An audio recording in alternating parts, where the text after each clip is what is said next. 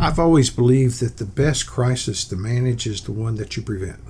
So let's say that you're trying to transition your business to the next generation of ownership, or you're hiring millennials in the M generation as employees.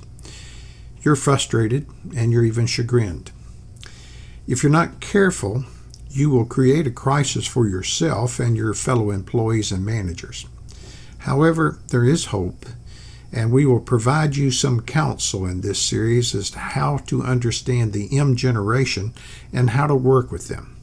Because most likely, you're either a baby boomer or a Gen Xer that's doing the hiring. You're thinking that these people must not have grown up in the same world that you did. You think to yourselves, we may have a crisis here, and you have no idea why. And you would be right in both assumptions. Although some of what you read or hear will seem negative, try to maintain an open mind and understand I'm approaching this as a behavioral psychologist with no horse in your race. The description I provide here of the M generation is intended to be helpful and will show you how, through research and understanding, we are evolving to better understand the generation. Dealing with the M generation will be challenging, and yet successful employers recognize the importance of learning as much about the generation as possible.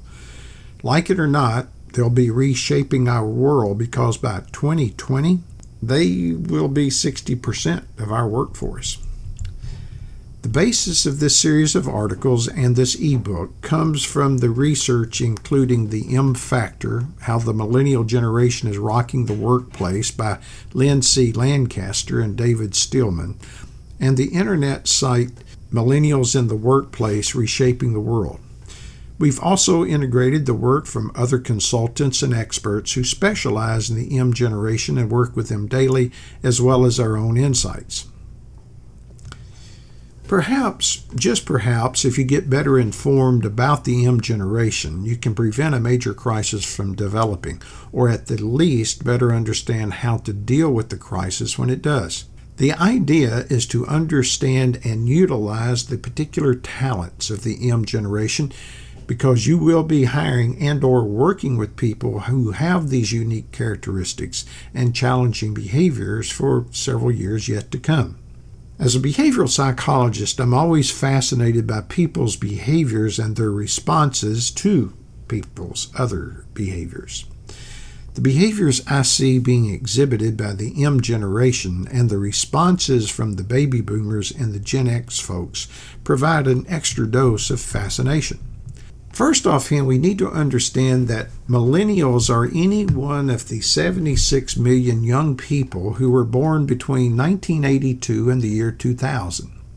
They are entering the workforce at a very rapid pace, and they're being hired predominantly by managers between the ages of about 40 and 65. That's the baby boomers and the Gen Xers.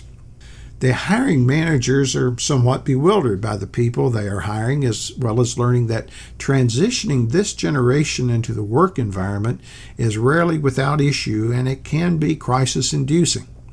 Why are there such generational differences between these three groups? Well, let's look at the differences in the M generation's cultural and historical memories. Just as World War II was only a textbook to those of us who grew up in the 1960s and 70s, the Vietnam War is only a textbook memory to the M generation, the millennials.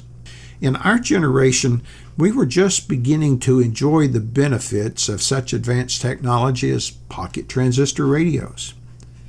The M generation is technologically savvy beyond any of our wildest expectations. Stop for a moment and ask yourself, whom did you call to program your VCR just a few years ago? I would suggest that there are three significant questions that we must answer and understand to work with the millennials. One, how do they see their world, and how do they process the information they see? Two, how do they expect and choose to operate in the world of work, and why? 3, What do they expect to receive from that work, and what do they perceive as rewards? Research, surveys, and analyses by many people more experienced than I am suggests that the good news is there are answers to some of these questions. The bad news is that many of our generation can't relate to those answers and the millennials' perspectives. Here are some key findings, though, that we need to be sensitive to when we're dealing with the M generation.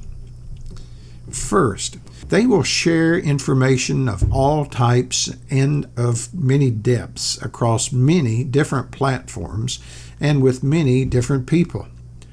Discretion is not part of their typical vocabulary. Second, they require, and I must stress this, they must have personalized attention. Third, they must be always winning and be recognized for even coming to work on time. 4. They use a variety of social media and social networking, unlike any generation previously, and their knowledge and use of this technology can be impacting to an organization as well as society at large. 5. They are talented in certain areas of endeavors and less so in others. 6. They are critical and show little regard as to who they are critical about or towards, and they often don't hesitate to voice their views and opinions. Seniority and your feelings are irrelevant to many of the millennials. For example, they may understand how to use Microsoft PowerPoint, yet invariably would explain to you how to use Apple iPhoto to get better results on the presentation that you spent hours on developing. Diplomacy is not often a key factor for them. They have trouble dealing with lines of authority, and command positions are simply irrelevant to many of them. In fact, they would, without hesitation, go straight to a CEO and argue their case against the change in the organization's protocols without your knowledge. And their parents, well, they also can be an issue. Fathers and mothers, at this point I want you to think helicopter parents, of the M generation have been known to reprimand employers at social engagements over incidents their children just mentioned in passing to them. Now, having laid this foundation, allow me to caveat it by saying not all M generation people are of this ilk. They spread out on that great bell curve just like all the rest of the generations. So then, how do we deal with the M generation at work? We'll come to that. But as Dorothy said in The Wizard of Oz, Toto, I don't think we're in Kansas anymore.